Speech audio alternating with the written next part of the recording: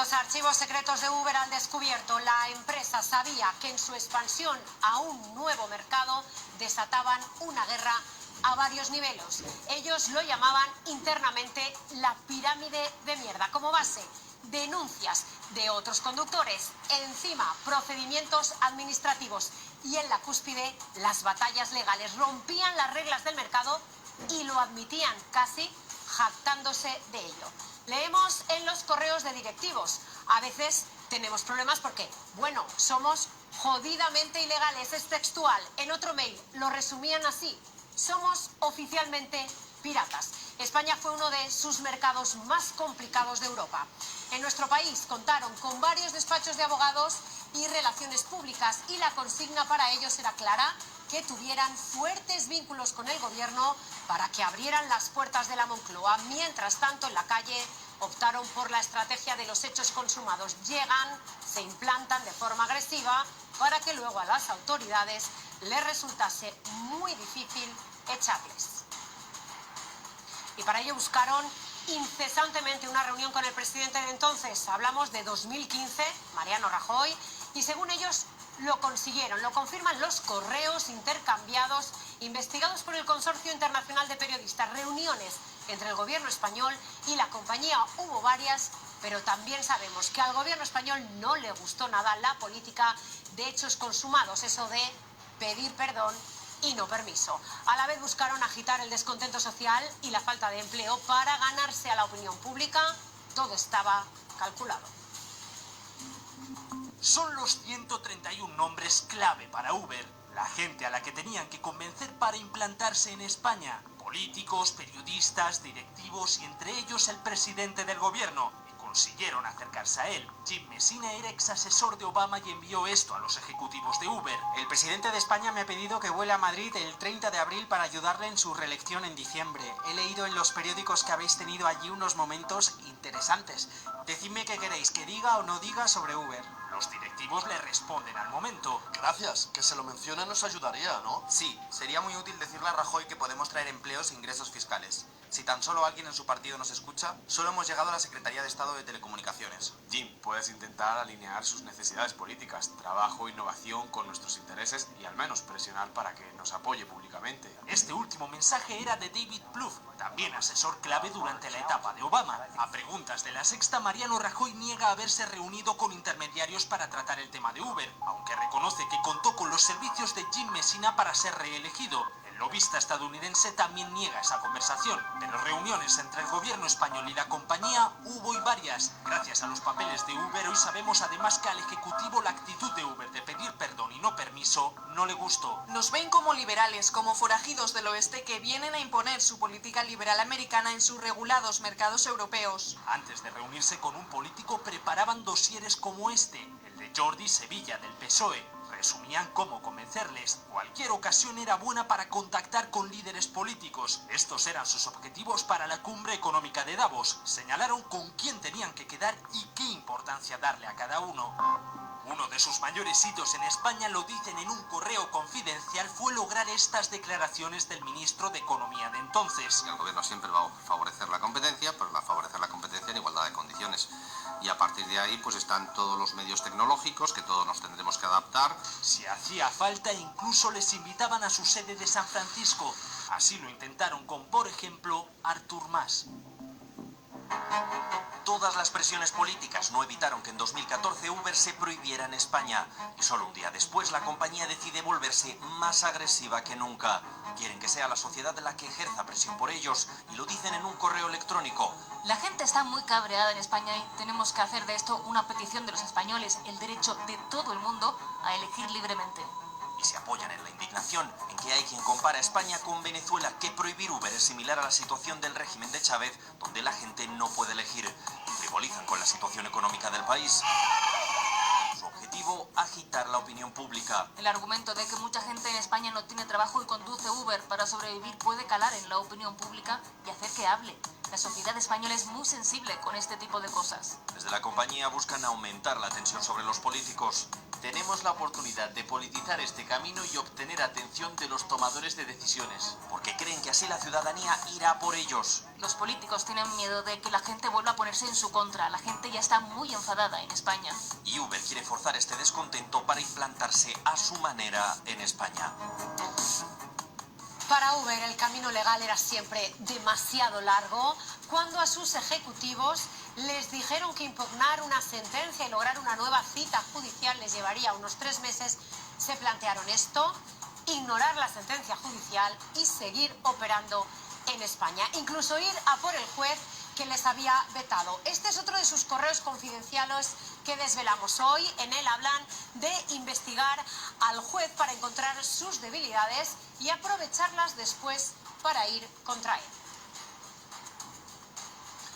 Y no solo al juez, también investigaron a taxistas, los primeros de la lista, los presidentes de las distintas asociaciones. Uber contrató una empresa norteamericana para buscar cualquier información que desprestigiara a los líderes del movimiento del taxi e incluso buscaron el enfrentamiento violento de taxistas y conductores de Uber.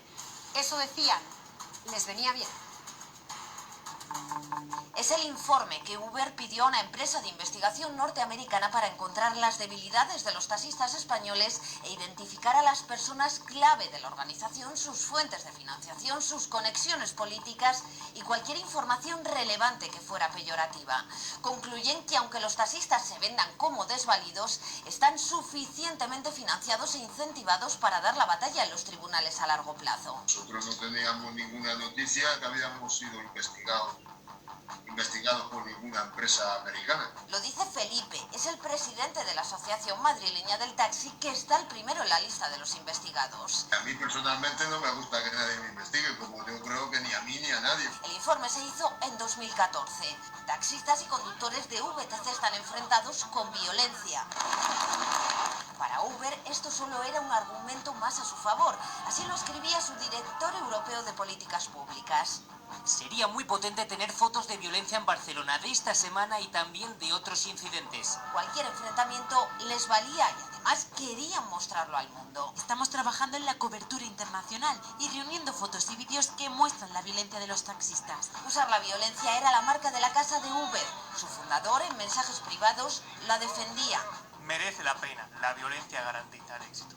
Porque en su chat llegaban incluso a vincular a los taxistas españoles con una red de violencia internacional coordinada. Esta es una lectura muy convincente. Quiero llevar esto a los medios internacionales, mostrando vínculos con la violencia en Bélgica y Francia a principios de año, que coincidió con la presencia de élite taxis en esos países. Era tal su utilización política de la violencia que incluso pidieron reuniones a varios mandatarios internacionales con esta consigna. Y algunas, todo apunta, las consiguieron.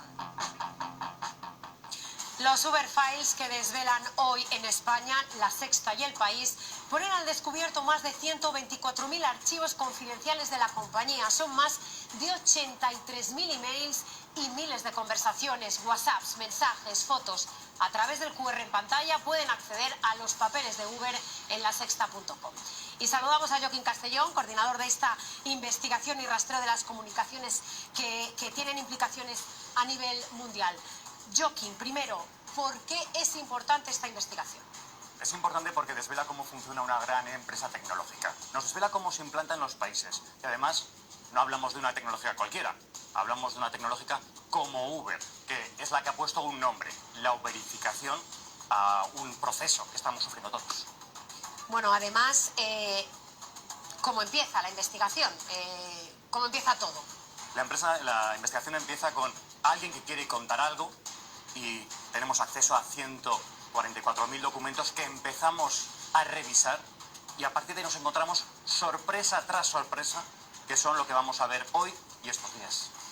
Lo más importante, la investigación revela además técnicas que podríamos calificar de casi mafiosas, como la investigación a taxistas, a jueces, pero también a usuarios y autoridades con el uso de tecnología espía, una tecnología que se ha usado en España.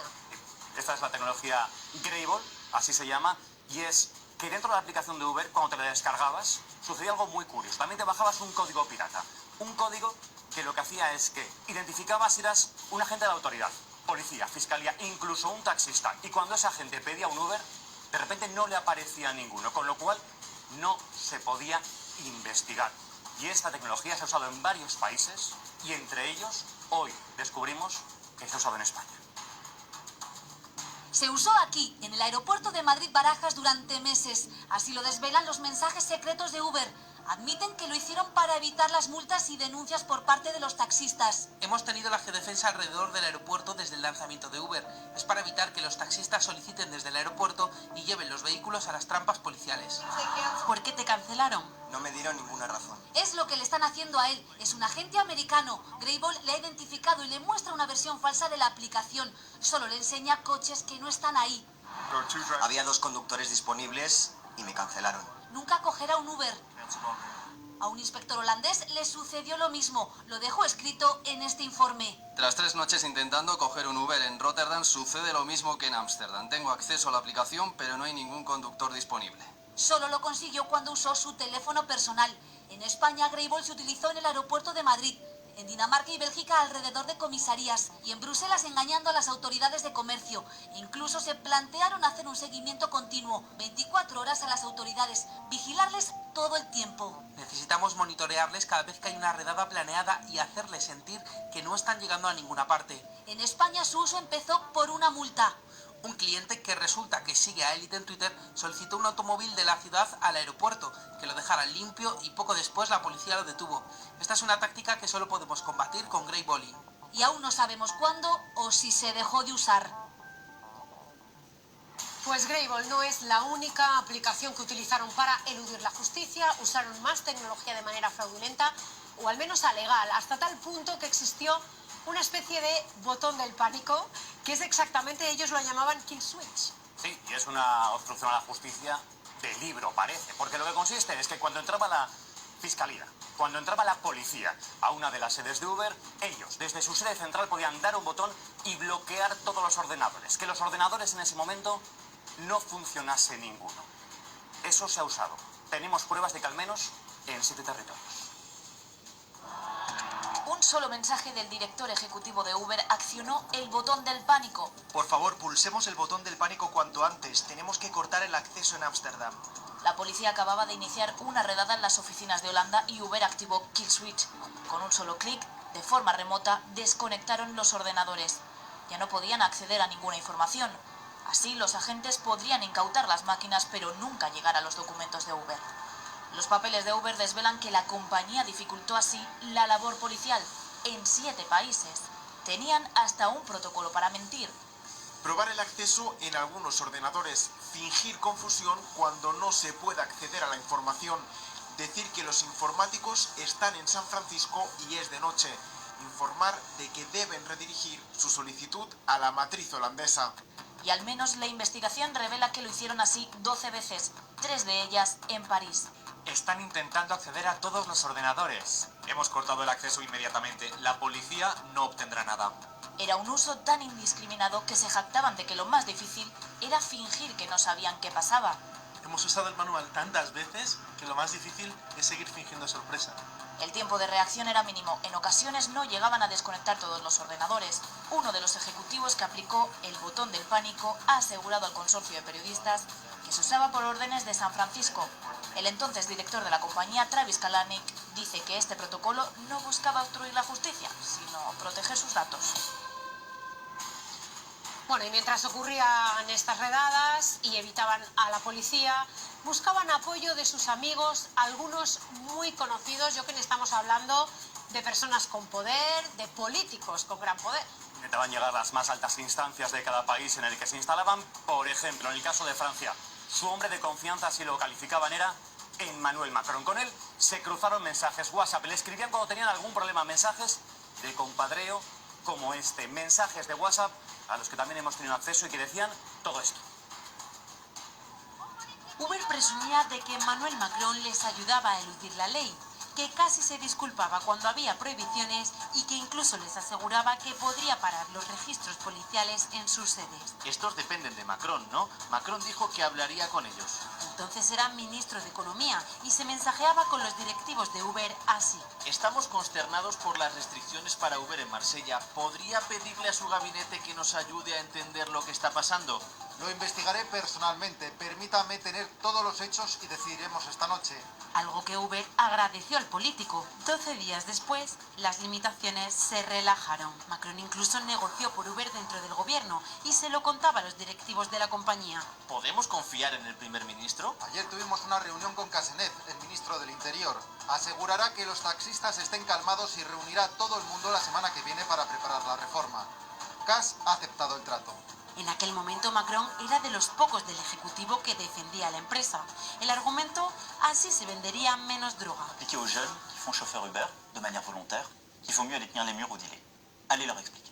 En apenas año y medio Macron tuvo 17 contactos con Uber. Ninguno aparecía en su agenda oficial. Los responsables de la tecnológica dijeron que sus encuentros eran espectaculares. Cuentan en sus mails confidenciales, a los que ha tenido acceso La Sexta y El País, que Uber escribía incluso las enmiendas que luego se presentaban en el Parlamento. Entonces el actual presidente de la República llegó a decirles que Francia trabajaría para que Uber pudiese trabajar en y para Francia. Bueno, toda esta información que hemos visto se ha compartido con el presidente francés. No sé si habéis contactado con él directamente. Joaquín, ¿qué os ha dicho? Hemos hablado con el Palacio de Elíseo y reconocen toda esta labor, dicen textualmente, de facilitador, pero no contestan a muchísimas de las preguntas que enviamos, ni al cómo, ni al por qué, ni cuándo sucedieron todos estos contactos y WhatsApps que hemos visto. Bueno, no es el único nombre de un político relevante que aparece en los Uber Files. Los papeles de esta investigación revelan también un mensaje preocupante. Esta es la frase, aparece en un mail de 2015. Su nombre nunca debe aparecer y el nombre que no debe aparecer nunca es el de Neelie Kroes, excomisaria de la competencia en Europa y exministra holandesa. La comisaria negoció con Uber un contrato para cuando se cumplieran los 18 meses de su incompatibilidad de puestos. En ese periodo presionó a sus colegas holandeses para que aflojaran su investigación sobre Uber y después acabó trabajando en la tecnológica con un sueldo de 200.000 euros al año. Y más nombres, apuntamos más alto aún, otra reunión que para ellos era altamente secreta con el actual presidente de Estados Unidos, Joe Biden. Estuvieron con él y se jactaron de que habían conseguido un cambio en el discurso del que entonces era vicepresidente con Obama. El cambio lo vemos en estas declaraciones, escuchen. Ride-sharing companies employ tens of thousands of new people. I met with the CEO today of one of those companies saying he's going to add 2 million new jobs this year, allowing them freedom to work as many hours as they wish, manage their own lives as they wish. Bueno, el cambio de discurso se ve muy claramente y eso que la reunión de Biden con Uber no empezó con buen pie, Joaquín, porque hay una especie de intrahistoria dentro de este encuentro con el CEO de Uber. ¿Qué pasó? Que demuestra muy bien quizá la arrogancia, la soberbia con la que Uber se manejaba en muchos aspectos. ¿Qué pasó? Biden llegaba tarde a esa reunión y en ese momento ellos escriben un mensaje como este que van a ver. Están en el Hotel Intercontinental esperando y dicen: o Biden llega o nos vamos, porque no vamos a estar cada minuto que tarde, será un minuto menos que tenga conmigo. Por cierto, que le hemos preguntado también a la Casa Blanca qué tiene que decir de esta reunión de Joe Biden con Kalanick, que era el jefe de Uber, y nos dicen que Biden siempre se reúne por el bien de Estados Unidos. Bueno, pero la pregunta es, ¿de verdad tiene tanto peso Uber para demostrar esta altanería, al menos de el vicepresidente no viene, yo me largo? Lo tiene y lo podemos ver además con algunos números de lo que significa ahora mismo Uber en el mundo. Uber hace unos 19 millones de viajes cada día. Esto significa estar en 10.000 localidades, municipios, ciudades por todo el planeta. ¿Cuántos usuarios manejan Uber? 115 millones. Y un dato que también asusta. Hay 6.900 millones de euros de ingresos y eso solo en el primer trimestre de 2022. Otro dato que también asusta. La relación con sus trabajadores. Van a ver cómo es la relación con los trabajadores en España, o cómo al menos pretendía Uber que fuera. Son el suministro, así llaman internamente en Uber a sus conductores. Con ellos, en España intentaron tener la menor relación laboral posible. Bufetes de abogados hasta les aconsejan cómo hacerlo. Mantened las sesiones de entrenamiento cara a cara. Es importante evitar que los conductores tengan documentación de Uber. Es el caso de Uber Eats, la rama de reparto de comida a domicilio. La compañía estaba preocupada porque, como desvelan los papeles de Uber, creen que la policía secreta les está espiando para recabar información. No era la primera vez que las autoridades intentaban conocer los entresijos de la tecnológica y la empresa lo obstruía.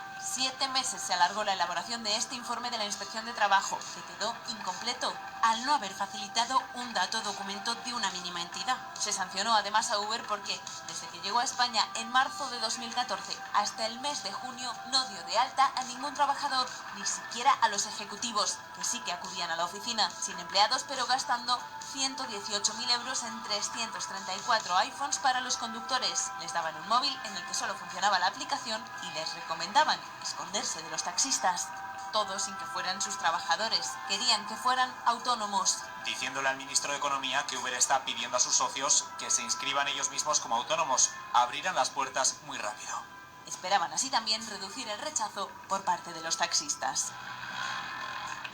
A esta hora, 44 medios de todo el mundo están contando esta exclusiva que en España desvelamos en La Sexta y en El País. Fran López Galán, punto de redacción, ¿qué están diciendo? Pues además, por ejemplo, Cristina, recogen historias curiosas. Esta que os vamos a contar, que está en la investigación, ocurrió en la India en 2014. Estas imágenes que estamos viendo precisamente tienen que ver en 2014. ¿Qué ocurre? Uno de los conductores de Uber sale del juzgado porque le acababan de acusar por violación a una de sus clientas. Ocurría en el interior del vehículo. Esta iba dormida en la parte posterior y aprovechó ese momento el conductor para abusar sexualmente de ella y además la amenazó de muerte si esta contaba algo. A partir de ese momento, Uber lo que hizo fue intentar mantener la estrategia de comprometerse a verificar los antecedentes de cada uno de sus conductores, algo que obviamente hasta ese momento no había ocurrido, y más sabiendo que además este conductor había tenido denuncias previas por violación. La estrategia, como decimos, que Uber mantuvo a partir de ese momento fue culpar a la débil regulación local del país para intentar así evitar que todo esto pudiese salpicar y manchar la imagen de la compañía. Una información muy preocupante. Esto que vemos de la India, ¿se ha repetido en otros países? Me pregunto si era un modus operandi. Sí, es que eso demuestra cómo Uber tenía que crecer salvajemente. Entonces necesitaba dos cosas. Por un lado, necesitaba conductores. Así que no miraba nada, no miraba quién estuviera detrás. Tenía antecedentes penales y esto es precisamente el caso que sucede en India. Después necesitaba, por otro lado, usuarios.